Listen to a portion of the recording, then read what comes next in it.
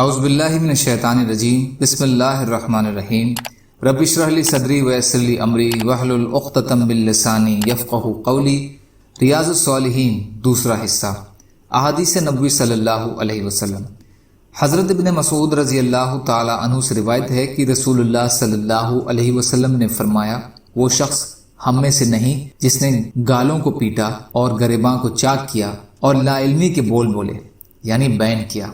بخاری اور مسلم شریف کی حدیث ہے۔ فائدہ: ہم میں سے نہیں، اس کا مطلب یہ ہے کہ ہم مسلمانوں کے طریقے پر نہیں۔ لا علمی کے بول سے مطلب بین کرنا ہے، جیسے ہائے میرے شیر، میرے چاند، میرے سہارے، بچوں کو یتیم کر جانے والے، عورتوں کے سہاگ اجاڑ دینے والے وغیرہ وغیرہ۔ یہ ساری باتیں کہنا ہی سخت گناہ ہے جس پر اسلام سے نکل جانے کی وعید ہے، اس لیے کہ اس میں اللہ کے فیصلے اور قضا پر راضی ہونے کی بجائے اس پر ناراضی اور ناپسندیدگی ظاہر کری گئی ہے۔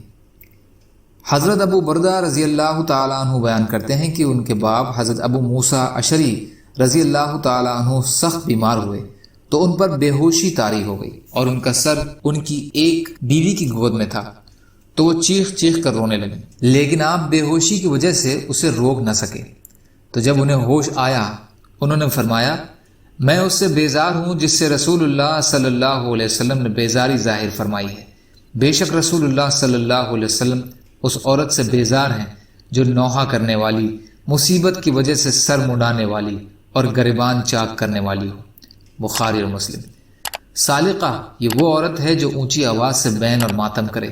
حالقہ وہ عورت جو مصیبت کے وقت اپنا سر منڈالے، اور شاقہ یہ وہ عورت جو اپنے کپڑے پھاڑے یا گریبان چاک کرے۔ فائدہ: اس میں صحابہ کرام رضی اللہ تعالی عنہ کی سنت کے اتباع کا بیان ہے۔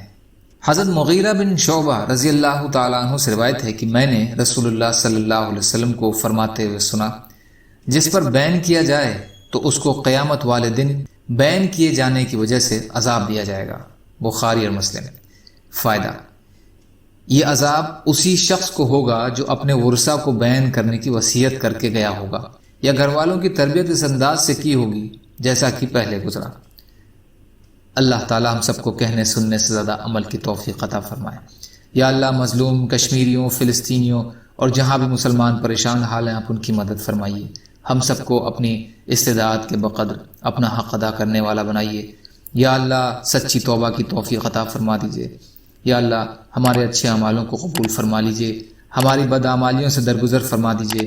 سبحان اللہ و بحمدہ، سبحانک اللہم و بحمدک، اشہد ان لا الہ الا انت، استغفرک و اتوب الیک۔ سبحان ربک رب العزۃ عما یصفون وسلام علی المرسلین والحمد للہ رب العالمین برحمتک یا ارحم الراحمین۔ لا الہ الا اللہ محمد رسول اللہ۔